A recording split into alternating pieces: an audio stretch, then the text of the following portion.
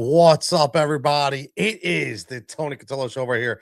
I am obviously your host, Tony Cutillo. And listen, last few days, it's been Philly, Philly, Philly. But the premise of this show is also not just Philly, because I don't want to just keep diving into Philly sports every single day, even though you see right now, I got the Sixers on, I got the gear on, get ready, to support the team tonight. Tyrese Maxey as the all-star, which we all know, and deservingly slow. I just said deservingly slow, but deservingly so. Got a little tongue-tied there. Finally, listen, the last show the other night, my voice was still a little scratchy. I feel like I'm getting it back now. Getting to kind of get on all cylinders right here. Off a wild NFL playoff weekend, man. Like legitimately, and I know it hurt so much because we had to watch that debacle in Seattle with the Niners and sit there as Philadelphia Eagles fans and say, "What the hell, man? How do we lose this team?" But a lot of interesting news around the league. We're to get to all of it.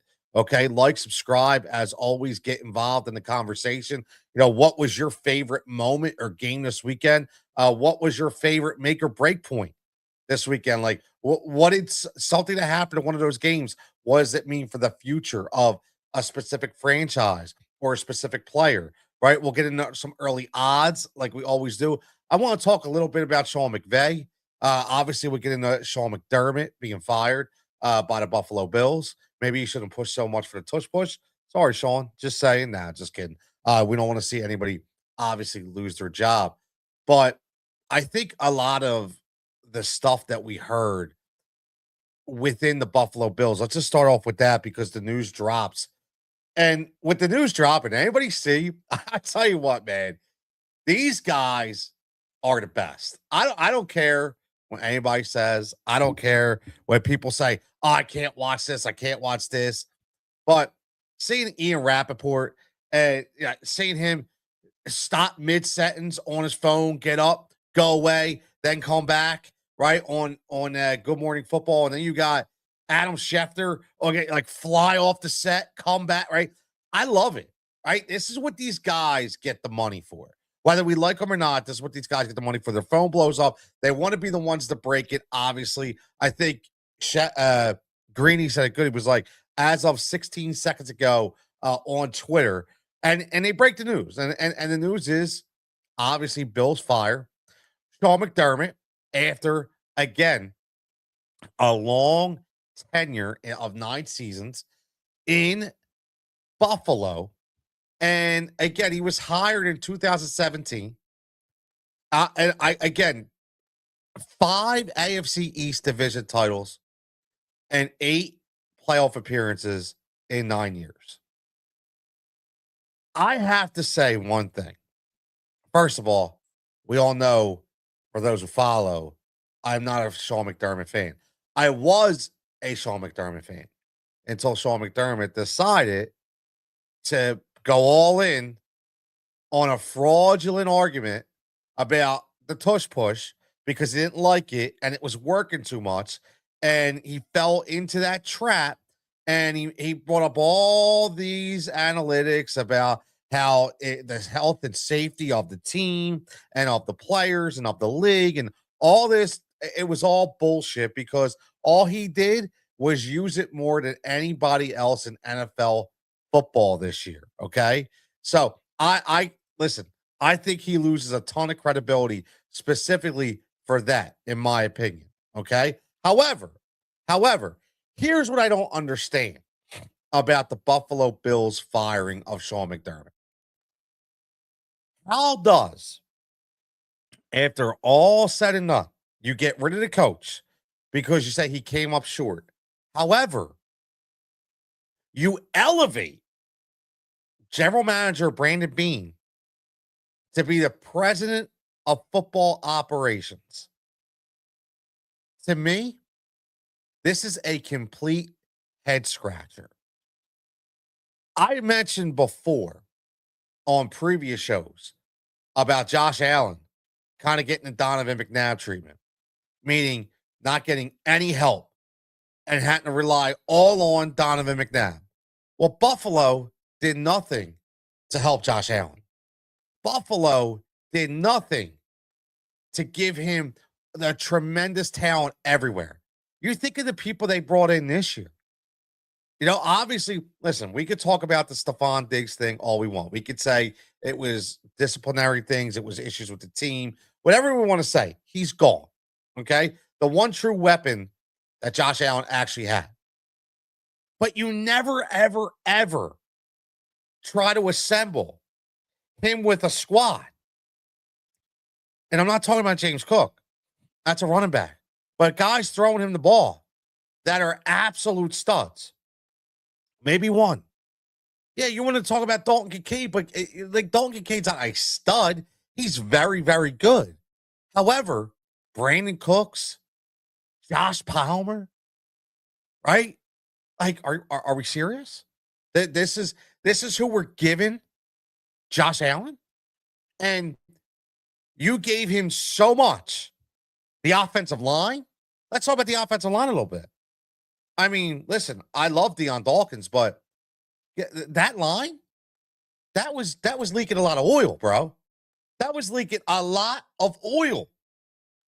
So you legitimately never did your job as a GM, but you get a promotion. That's where, like, I don't like McDermott. I'm not a McDermott guy. However, McDermott just got screwed, right? You talk about getting screwed. And that should just show you the way this league is going right now. That just has to, it just goes to show they don't care.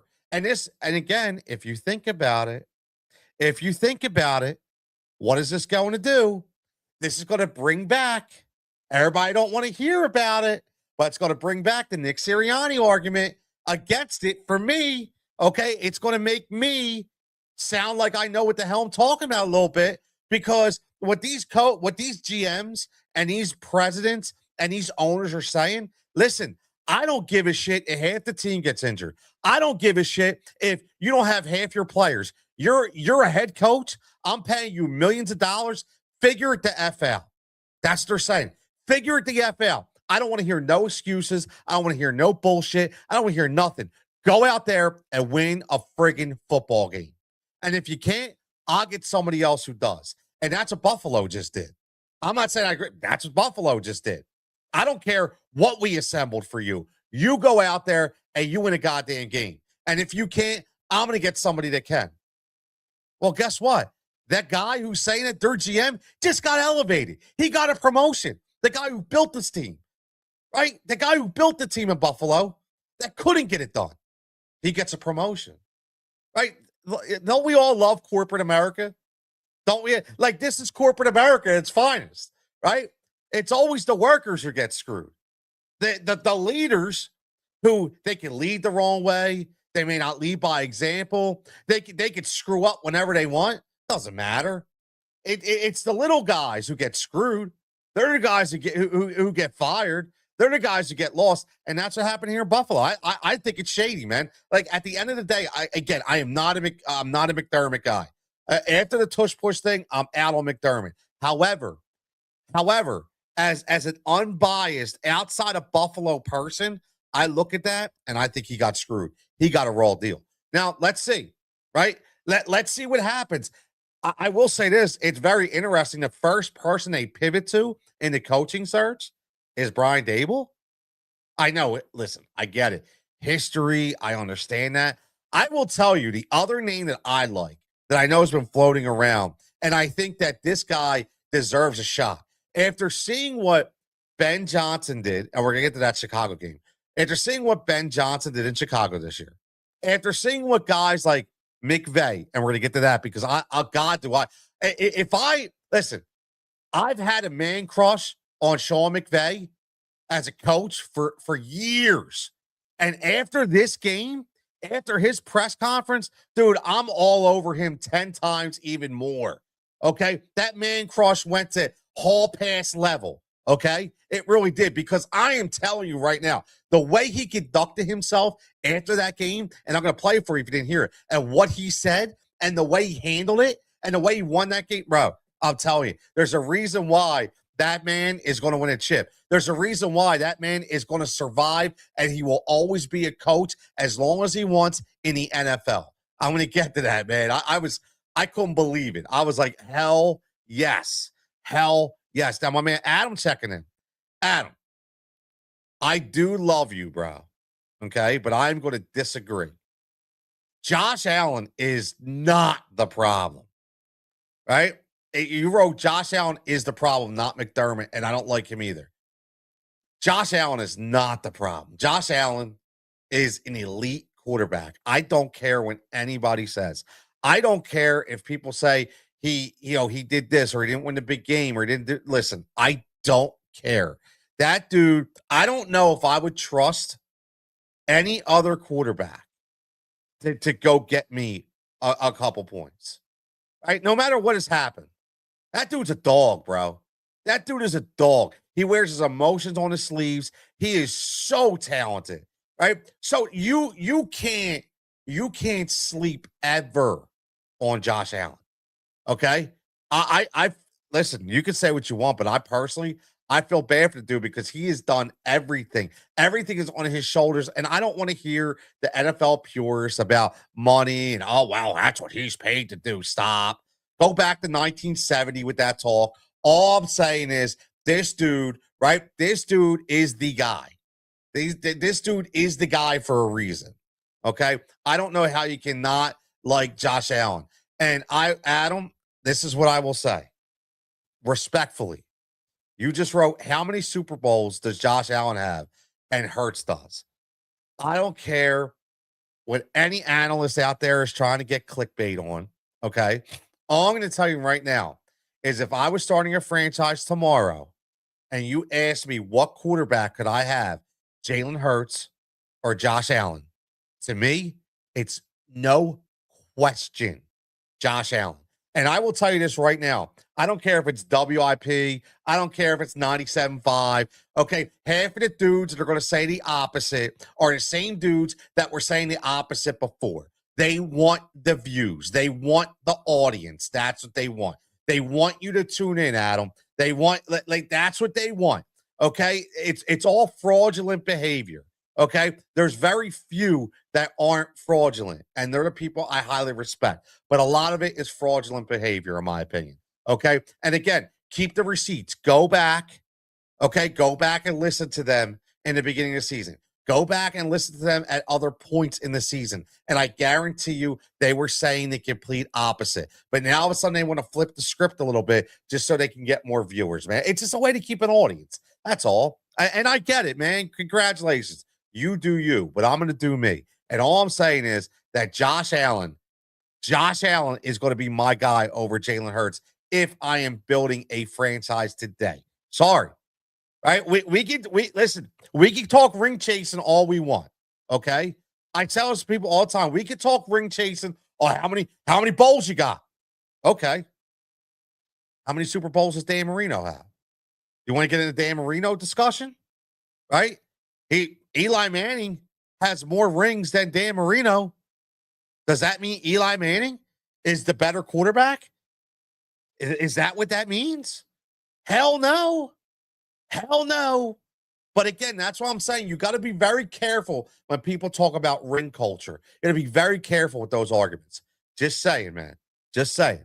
Adam, I love you, bro. I do. But I'm just bringing it up. Okay? I'm just bringing it up. Again, McDermott out. I honestly think he got screwed. But the guy that I really think deserves the shot is Joe Brady. I think Joe Brady from within. I do. I think from within. If I was Buffalo, I would not go outside that organization. I would go right to Joe Brady. And I would say, Joe Brady, it's your shot. It's your shot. Because I watched what Joe Brady was trying to do. Right? I watched what Joe Brady was trying to do within that game. I mean, that the hook and ladder call, which I saw a couple times. Actually, I saw Canales run it out there in Carolina, but also watching that hook and ladder call, okay, by Joe Brady. What that does is that just shows you a different side of creativity when it comes to the offensive position as coach. And if you look around the league, the defensive coaches, okay, we're going to get to Jeff Hafley in a minute, are far and few between, depending on who they have as their offensive gurus, okay?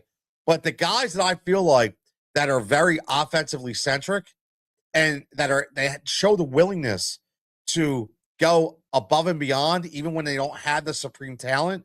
I've watched Joe Brady do that time and time again. And I think that he deserves that opportunity to put it on his watch now. The only thing is, I hope that they get him some support when it comes to the actual roster as well. He needs support, right? That's one thing for sure. He needs support. So we shall see. But my hat would be for Joe Brady. Now let's get to those games. Let's get to those games specifically over the weekend. And we'll go right. Listen, start right with that Bills and Broncos game. A stunner, right? A stunner. Overtime thriller. However, listen, I don't even want to, we talked all about the calls and this and that. Listen, they are what they are. It's over. I changed my take. Everybody said their take. That's done.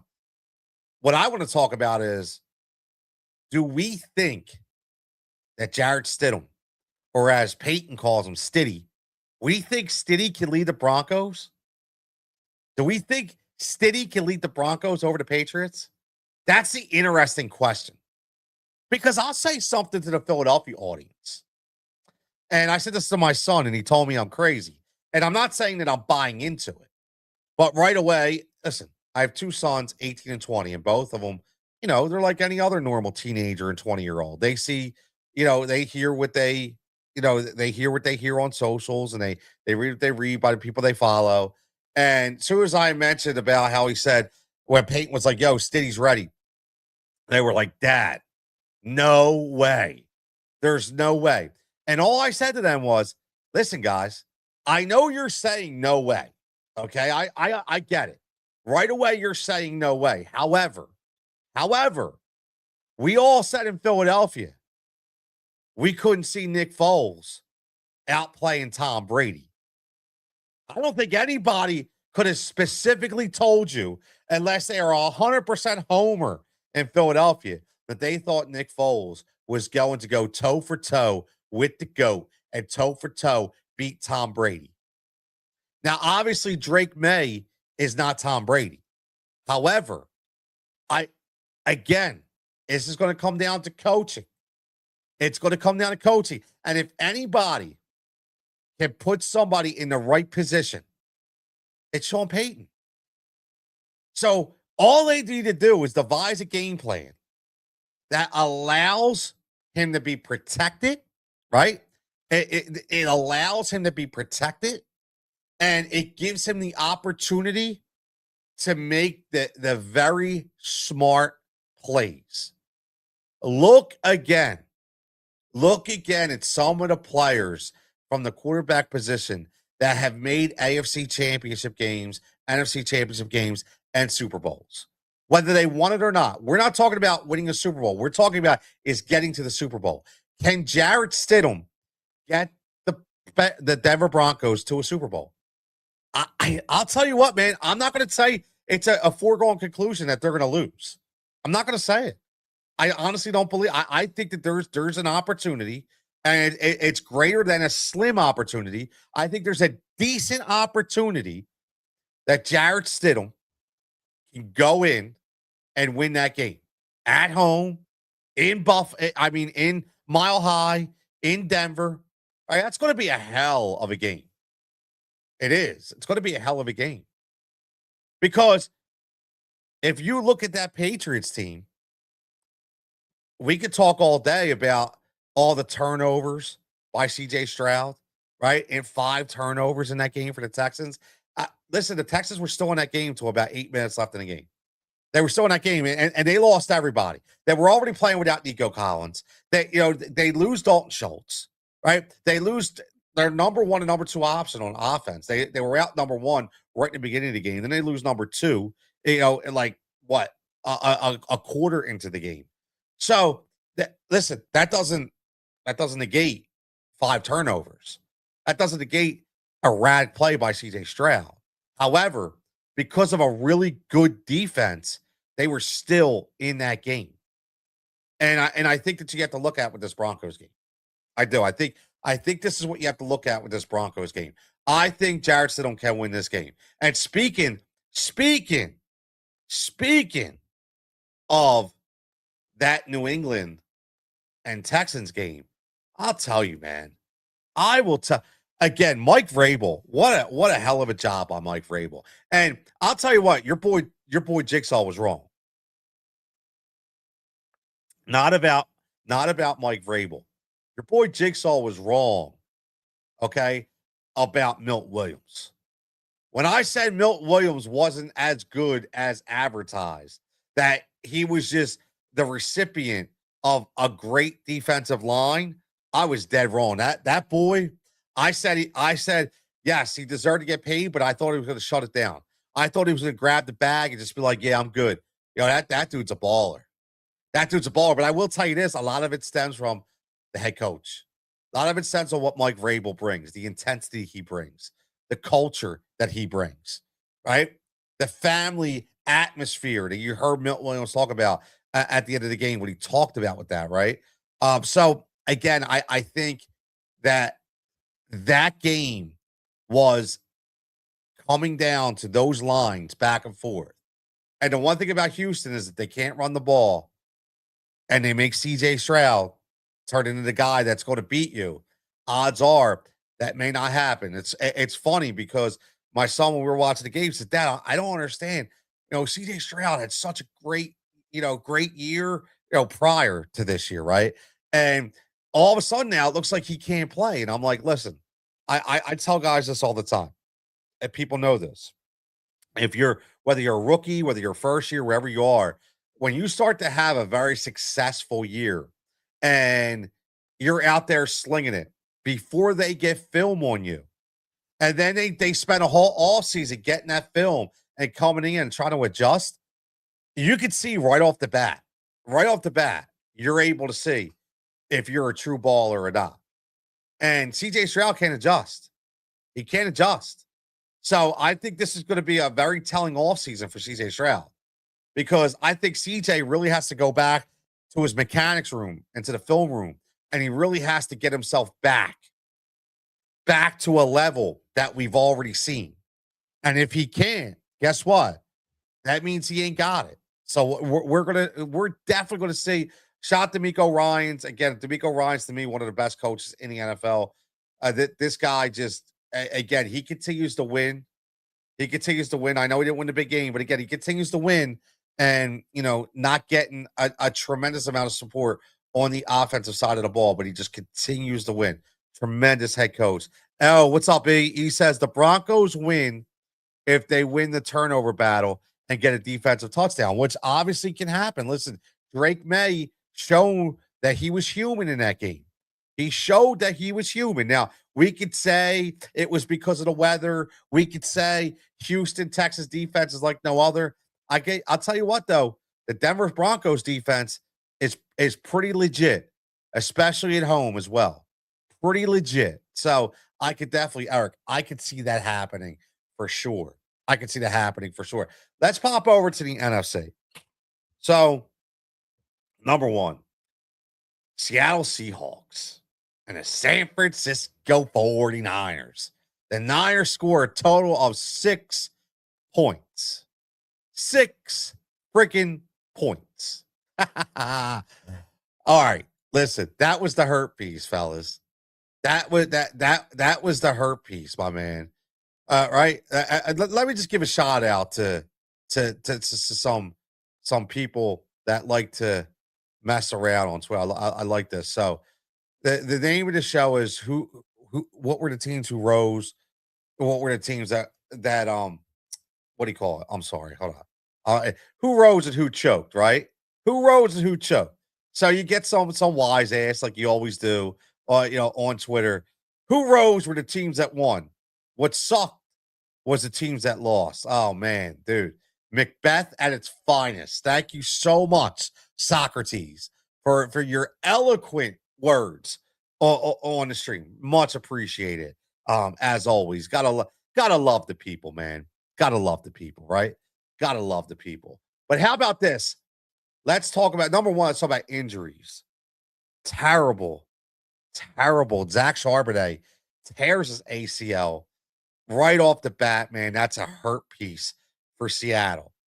For Seattle, because they were utilizing Zach Charbonnet to the point where it was giving fantasy football owners nightmares all regular season because everybody drafted Kenneth Walker because all we kept knowing thinking is Clint Kubiak. What's going to do for Kenneth Walker? And what happens with Kenneth Walker? He takes over this game, scores 3 touchdowns. Charbonnet tears his ACL, and behold, what comes out today? 3 touchdowns and a chip to the NFC Championship. And what happens? Kenneth Walker, on a contract year, jumped ship and signs our sports group as his agents. Interesting, huh? You think he ain't trying to cash in on a payday? Go get that bag, Kenneth Walker. But guess what? You screwed me in fantasy this year because you didn't help me get a bag. You helped me get in the freaking basement because you never showed up. You waited until the goddamn playoffs to show up when I can't freaking use you. But it is what it is, man. It is what it is. That's kind of shit that happens in fantasy football. I really can't do nothing about it except cry. And I will cry about it because I was really high on Kenneth Walker. But listen, there was no match in that game. They jumped out Rashid Shaheed. The one thing I love about the NFL is watching the real small moves that are made at the trade deadline. Now, NFL trade deadline never used to be anything spectacular. Now it's become very strategic, and I love it. I think it's the newer GMs and the newer culture around building a franchise and understanding depth and realizing that guys may just need changes of scenery.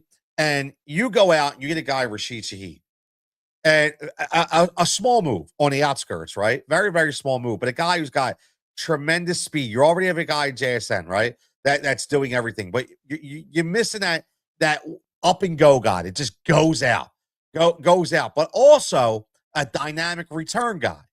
And we think about players that have been like that in the past, a la Devin Hester, who's in the Hall of Fame, a guy that was not only running them back, but also playing that wide receiver position at a very high premium price for Chicago at the same time.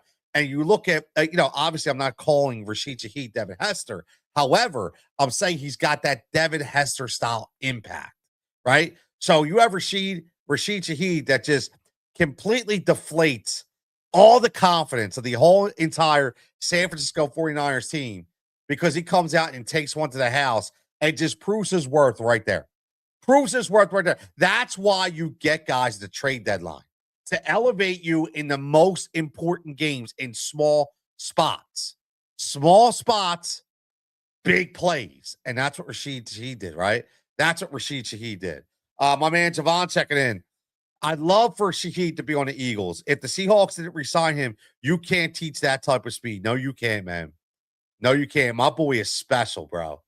My boy is special. Hey, Javon, I know we from the betting side, we hit on a couple of nice Rashid Shaheed props during the year as well, knowing, when he was going to take over in specific games at specific times. So, I would love to see him on the Philadelphia Eagles. We are looking for a wide receiver 3, right? We are looking for a wide receiver. And I don't even know if he's a wide receiver 3. He's probably a wide receiver 4. Right, I think he's a lot better than Tutu Atwell, but I to say we just slot him in at a number 3 spot, but no, again, if we get a dynamic, you imagine getting a dynamic play caller like Mike McDaniel, and then you bring in a guy like Rashid Shaheed that's got Tyreek Hill type speed, bro. That would be amazing. You talk about a happy marriage. Wow, that would be fantastic. That would be that's okay. Everybody would just bitch that Jalen Hurts wouldn't be able to get him the ball with the right opportunities, right? So it wouldn't even matter, right? But no, all kidding aside, Seahawks just blow them away, 41-6, setting up the big time matchup against, yes, the Los Angeles Rams, who win in overtime.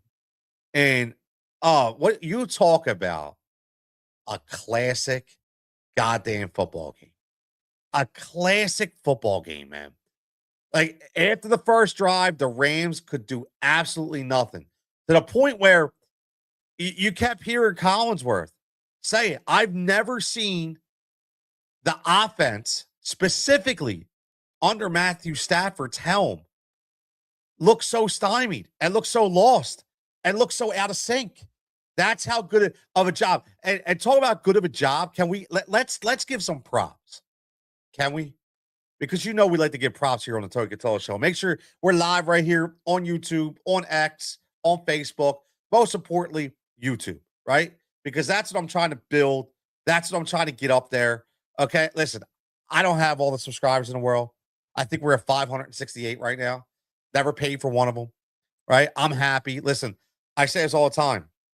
I commend all the people that are getting let go in radio, come over to YouTube and start building a page. But listen, you're looking, it's very deflating sometimes because you go, holy shit, this dude just pops on a YouTube stream and in a month he's got 12,000 subs, man. What the hell is he doing? Well, he's had a tremendous audience for a while, right? When you're on afternoon drive time or morning radio or nighttime radio every single day in big markets, whether they be Philly, whether they be New York, right? You're going to have a tremendous Boston, a tremendous audience. You just are. So I listen, all shout outs to them, man, because that's fire, bro. I wish I could get to that point. We'll see. Maybe one day, right? Maybe one day. So, help a brother out, man. Hit that subscription, man. Hit that subscribe. Don't cost you nothing. Hit that subscribe, hit that like, man, and get notified when we go live. And obviously, let's get back to the conversation because I want to give some major props to Dennis Allen, a guy that is kind of like the unsung hero of the Chicago Bears, right? Javon says, the defense surprised me last night. They were without TJ Edwards. Secondary has been banged up this season, and they still kept it close to the end. And that's why I want to give a shout out to Dennis Allen, because Dennis Allen has had his up and down games all season. I think they were like the 26th or 27th ranked defense, maybe overall. However, he always scripts a fantastic game plan in big time moments. And that game, that was a classic game called by Dennis Allen. And I think Dennis Allen would get overshadowed a lot because obviously listen, it is what it is. You can look at it as it's Dennis Allen giving up some points from the defensive side. So Chicago was always behind. They were called the cardiac kids for a reason, always come back. I don't think that was. I think they were just inconsistent on offense, and they had to create big plays in order to get over the hump a little bit from game to game. And I don't fault that on Dennis Allen because Dennis Allen, he is a veteran coach. Remember, Dennis Allen got fired from the New Orleans Saints after he was elevated from DC to head coach. And Dennis Allen's been around. Dennis Allen is like the poor man's Steve Spagnuolo. Okay. He reminds you of Spags a little bit. He does. He's very, very gifted defensive mind. And there's a reason why Ben Johnson wanted him on the squad. So I think, listen, Dennis Allen had a fantastic game plan. And listen, he did extremely well. It got them to where they needed to be, right? It got them to where they needed to be. Javon says top team in takeaways. Found a gem in the Sean Wright this season. And somehow, exactly, I was talking about this a couple episodes ago, rejuvenated Kevin Byard, right? Remember, the Kevin Byard that looked completely washed here in Philadelphia. And I think a lot of that was he had a lot of bad vibes in Tennessee. I think his head just wasn't right? But he comes here, and again, when you play for the right coach and the right system, when that coach, and I don't know what he did, Javon, but I'm sure that he twerked the game a little bit in Kevin Byard's favor that gave him that extra motivation, that extra rejuvenated voice, and it said to him, yo, just go take over these games. Be the guy that you are, and that's what Kevin Byard did, right? And then again, found a gem in the Sean Wright, who played his absolute ass off. Right? I mean, you look at that squad, and you're like, wow. And again, it's Dennis Allen putting these guys in the right position, right? You talked about the takeaways. They were one of the best teams punching the ball out. That is something, again, that is taught, but it's got to be executed. right? You could teach it all day long, but you got to want it, man. These players got to want it. So, but, Chicago wanted it. They just fell a little short. And that brings us to the Rams. And I'm going to play a clip for you. I mentioned this before, and I'm going to mention it again, man. I told you, I no secret here. I love Sean McVay, right? Literally, he is a phenomenal head football coach. And my love for Sean McVay has gone up 10 times after listening to him after the game. Okay. And again, I don't know if I'm going to play it for everybody. I know Javon probably saw it's only 30 seconds. Okay. I'm going to play it for everybody because I just want you to listen to this. And if you're in Philadelphia, okay, if you're anywhere for that matter, think about, would your head coach talk like this after a game? Would your head coach take accountability like this? Here's Sean McVay after the game. I could have done a much better job. And then I did think once we were able to get some success, we settled into a little bit of a different approach, being able to lean on the run. And then when we were throwing it, picking up the tempo a little bit. And I thought Matthew had a bunch of success keeping the ball in play. I did not like the feel for the flow of the game that I had outside of the first, series where our guys did a great job. Defensively, it kept us in it in spite of how, poor of a job I did for our group.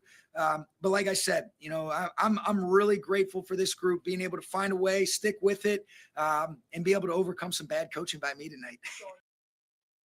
I could have done a much better job.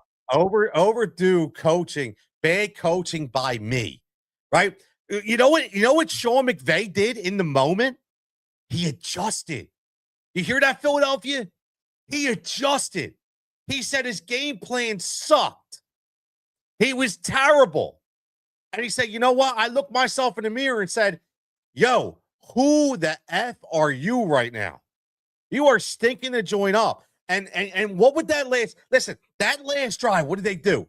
They pounded the shit out of the run. They pounded the shit. They overpowered that defensive line for the Chicago Bears. And Sean McVay showed once again why he's a top 3 football coach in the NFL today.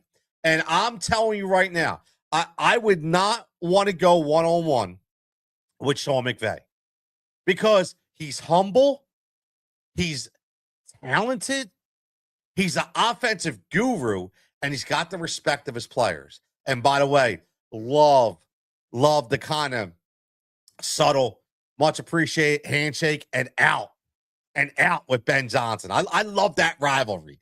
I don't hate it. I love it. I love the hate right there. I love it. I love it, man. If you don't love it, man, you don't love football, bro. If you don't love it, you don't love football. That's for damn sure. If you don't love it, you don't love football.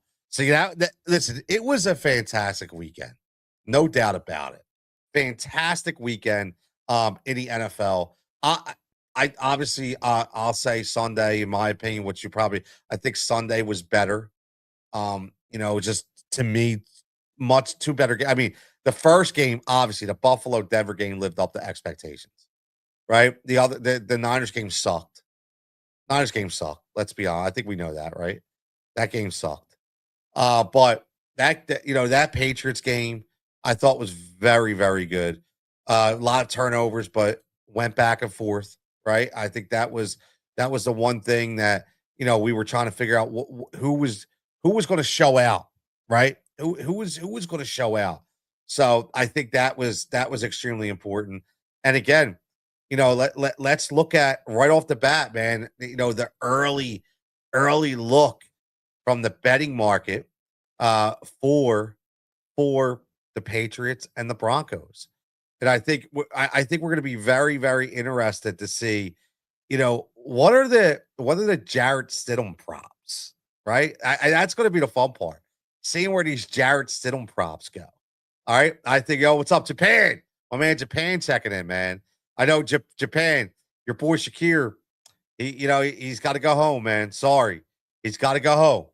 Right now, you got the Broncos as 5.5-point underdogs at home. Obviously, that's the Jarrett Stidham factor, right? I think we obviously know that.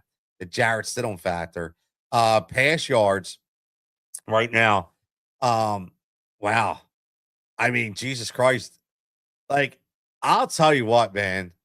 I'll tell you what. I think I would take this. I do, man. Like, you're gonna get plus money, plus 113 on Jarrett Stidham to throw 200 yards or more. You're gonna get plus 113 odds for him. I understand, Jarrett. We're not. Let's not pretend that Jarrett Stidham hasn't ever thrown a football before. He has, right? And let's not forget that Sean Payton is a very, very good offensive play caller.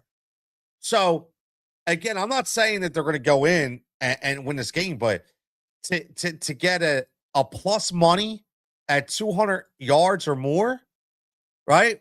Again, I really like this play, right? I really like this play. So again, we'll see how this plays out. But right off the opening odds, I'll tell you what, man, I definitely like it.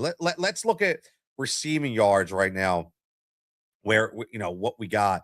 And again, these are very, very early. We're not getting over and unders. We're just getting the ladder plays, right? So you got Cortland Sutton, Stephon Diggs. You can get him at plus money for 50 or more. Kayshon Boutte. I'll tell you what, man. I like some of these early numbers, fellas. I do. I like some of these early numbers. How about Kayshon Boutte getting plus money right now, plus 107 on DraftKings for 40 or more? Kayshon Boutte for 40 or more, plus 107. I'll tell you what, man. I think I'm in on that at plus money. I definitely think I'm in. I'll tell you where else I'm going to go. Here's a good one for you, right? Little juice on it early, but I think it'll get a lot more juice. How about Evan Ingram? Let's think about who's going to be one of their main targets, right?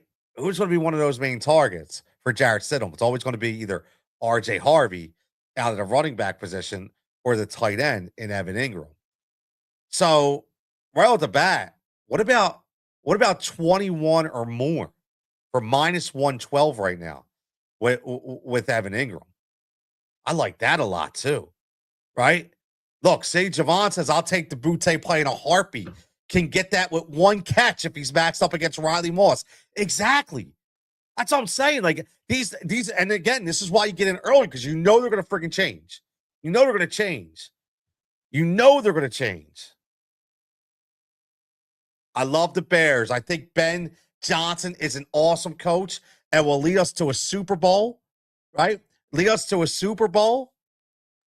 He made a mistake when he didn't take the field goal on the opening drive. I'll tell you what, man. I'll tell you what. I love Ben Johnson too. I love Albert. I love Ben Johnson. You guys got to start out there and Ben. You really do. He says Caleb held the ball too long in that last interception. If he releases it on DJ's break, it would have been a big play. Yeah, I think there was some miscommunication. I think both ways, it's a shame it ended that way. But I will tell you, man, Caleb Williams, with the maturity that I've seen from him, and I know, Albert, you've probably heard it more being out there in Chicago, but just his demeanor, his press conferences, his post-game reports, everything about him just says, wow, this dude's a player. Like he's not one of these come and goers. Like he's going to be around a long time, and he's got one hell of a guy putting him in situations. I mean, look, we could say all we want about erratic throws, right? I get it. His accuracy is going to have to improve, and it will, right? Because he's the guy that's going to work on it. That accuracy will improve. But to be able to throw like he did that touchdown to Cole Kmet to tie the game, throws like that put you on like the Mount Rushmore of best throws ever in an NFL game, is why we know how special you are. Right? We know how special. So Caleb Williams, top notch. You guys, man, that connection with Caleb Williams and Ben Johnson, and like I said, I think you have a stud in Dennis Allen. Oh my God. Yeah, great season. We have to look a lot. We have a lot to look forward to. Kayla will put the work in and improve 100%. 100%, man. 100%. Let's look at some receptions. I love the early market, man. Get in the early market, fellas. I'm telling you, get in the early market. Um, man, wow. And again, this is early. Not all the props are up, but the ones that are up, man, I'll tell you what, are pretty telling to me. Oof, man. I mean, a lot of juice on some of them, but I do think that there are some values here. Evan Ingram again, getting you 3 or more catches for almost plus money at minus 106. Back to Kayshon Butte, man. 3 or more might be a stretch. 3 or more might be a stretch. I'll give you that. 3 or more may be a stretch. Now, I'll tell you what. I know he didn't have a great game until the very end. And I know everybody's going to go off of him because it's Jarrett Stidham possibly.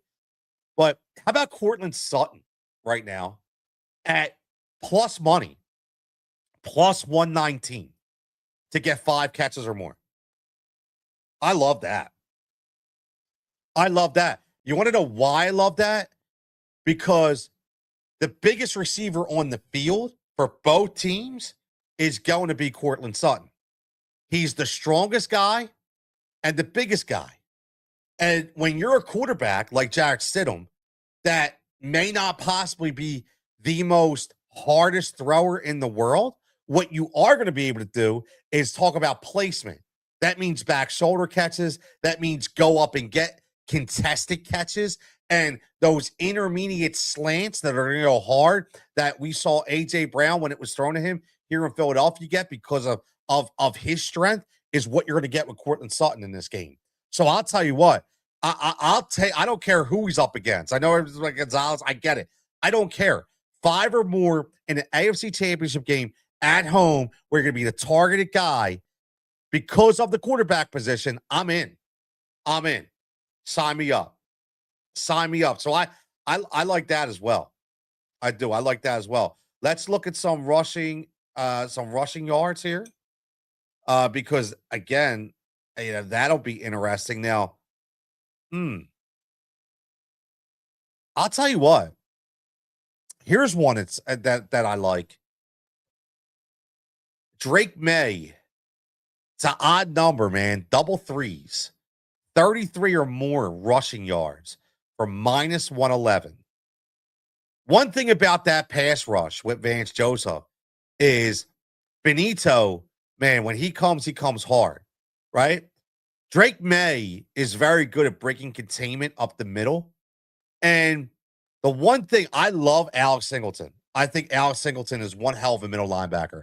And it's so nice to see him be let go by Philly and then go and really find a home and play on a Pro Bowl level out there. Just with tackles alone for the Denver Broncos. But one thing about him is he is a little undersized. So, which means if you can get guys to get up on him next level, right, with a few designed runs by Josh McDaniels to open it up, Drake may get 33 plus on 2 rushes. And getting it on 3, I think, is a given. So to get almost plus 1, minus 111 right now, there's no way that's staying at minus 111. That by midweek, that's going to be at minus 130. I'm telling you right now, there's no way. There's no way that's going to move. I like that number too. I like that number too. So a lot of good numbers there. A lot of good numbers. A lot of good bet numbers. So right now, I mean, we're not gonna play this parlay, but because odds are if I like 5 things, doesn't mean all 5 things are coming to fruition, right? But I will put these up. But right now I got 21 and a half, or no, 21 or more, 21 yards or more receiving for Evan Ingram at minus 112, 40 or more for Kayshon Butte at plus 107. Evan Ingram, 3 or more catches at minus 106. And then Cortland Sutton at plus money, plus 119 right now on DK at 5 or more. And I do like Drake May, 33 or more rushing yards at minus 111. So there you have it, man. That's just for that game. Now let's look at. I want to do this because again, we want to make sure that yeah. Listen, man. People might want these plays. They want the jigsaw plays. Who knows, man? You know what I mean. Plus money prop trade sometimes. Yeah, we know how we roll. Let's look at the other game before we get out of here and see if there's anything popping off. In the Rams and the Seahawks game because we already talked about knowing obviously the injuries, right? Already know some of the injuries. Um, let's see. Receptions over and under for this game. Interesting. So, value. Where do we have value? I mean, listen. You got JSN already at -128. Tons of juice on over 6.5. Pook is at over 7.5, -121. I think it's going to be an interesting game from the Rams, seeing how they ran the ball a lot towards the end. I think you're going to see a lot more runs in this game.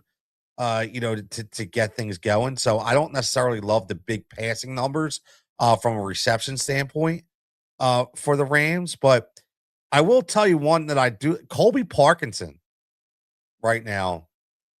Colby Parkinson is -105 for over 2.5. -105 over 2.5. That's receptions. So I definitely like that right there. I think that's something that we can obviously keep our eyes on. Now, about receiving yards, let's see if we have any good over and unders on the yards that give us some value here. You know what? I'm going to go back to something on receptions here. I'm going to go back to something on receptions. We talked about Rashid Shaheed, and we talked about how he's a gadget guy, and he may put over 2.5 receptions for Rashid Shaheed is +145. That's going to be one of my jigsaw crazy plays. Because when you get in the NFC Championship game, Clint Kubiak, all bets are off, man. All bets are off. And I do think that obviously you saw that Rams secondary. They can obviously be thrown on. And listen, I love Cam Curl. I do. But I think at times he takes really big chances that are unnecessary. And if you take a wrong chance with Rashid Shaheed and that speed, it's no bueno. So I do think that there'll be multiple plays put in, like possibly a couple wide receiver screens, right? There'll definitely be some shots with obviously, and again, it's just crazy, but you'll have JSN as a decoy at times and maybe try to open it up in the long game with Rashid Shaheed. So over 2.5 at plus money, +145. I like that, man. I like that a lot. I do. Well, let's get a little crazy, right? Let's get a little friggin' crazy with that play. I like that a lot. Now let's look at the touchdowns. The over and under on the touchdowns in this game. Passing touchdowns for -114 to get 2 and -121 for Darnold to get 2. So listen, I don't think I touch either quarterback in the betting market, to be honest with you. I don't touch either quarterback in the betting market. And before we get out of here, let's look real quick at the. I like the rushing receive. I like this. This is a nice play. I think the rushing and receiving yards for Kenneth Walker. I can't believe I'm going to do this. Kenneth Walker has screwed me all fantasy years, so you better not screw me now. A little juice on it, okay? Little juice on it, but I like. Let me see what the over and under is for Kenneth Walker. Okay, I like the over and under at the over and under, which is the over of 113.5 for rushing and receiving yards combined, -113 for Kenneth Walker. And if you want to get a little jigsaw crazy, you can get it for plus money at 120 or more. And you know what? If you want to go ladder play, let's take it to 130 too. 130 more, get you plus 158. I do right now. It's not a big ladder because you're talking minus 113, and you go plus money to plus 110, and then plus 158. But I think this could be a tremendous game for Kenneth Walker. I do. I really do. I think that Monangai showed that, again, you're able to get out in the flat in those wheel routes. I think there's some listen, there's some deficiencies there, okay, for the Rams. There is in that second level. So I do think that could be exposed a little bit. So there you go. Kenneth Walker on a jigsaw crazy 130 plus 130 or more rushing receiving combined. Let's go, baby. Let's go. We all in. Cooper Kupp over look at that. Minus 115 on Bet MGM. That's a night revenge game. All he needs, he could get that on one play. He can get that on one play over 27.5. Albert's got Butte at 40 or more. There you go. There's the 2 combo parlay right there. We got Butte at 40 or more, and Shaheed at over 2.5 receptions plus 407. A 4-to-1 hit. I'm rolling. I'm putting that in. I'm putting that in. That's in. Let's go, baby. Let's go. Have something to watch this weekend. We have something to watch. Oh, man, this has been great. I'm going to wrap this up, man. As always, man, everybody for tuning in. Much appreciated. Everybody tuning in, as always, supporting the channel. Much appreciated. Like I said, got some one-on-one interviews coming up, which will be great. Javon's going to be one of them. Got my man JP as being another. So, again, more to come on that front. Talk about journeys and ups and downs, and as in this friggin' crazy ass industry, what it is. So that should be fun. But as always, man, I'm gonna go watch a little Sixers tonight. I know George isn't playing, obviously, but I do want to see how they do against Indiana, catch the second half. So I'll do a little bit of that. I'll be cutting some of these bets up, getting some more betting stuff, in the fold. Got to talk a little more betting on here. I know I've been slipping a little bit because I've been really, really trying to find the right audience and who wants to hear what. So I'm talking a lot of internal Philly stuff, a lot of national stuff. And obviously start to get back, like tonight we got back on some betting talk as well. Trying to encapsulate it all within an hour. Trying to pop on here at almost every day, right? Almost every day. So shout out to everybody's support. Make sure you like and subscribe. As always, very, very simple to like and subscribe to the show. That's the best way you can support. As always, man, everybody stay safe and stay healthy. Good luck betting, and we'll catch you back here next. Yeah.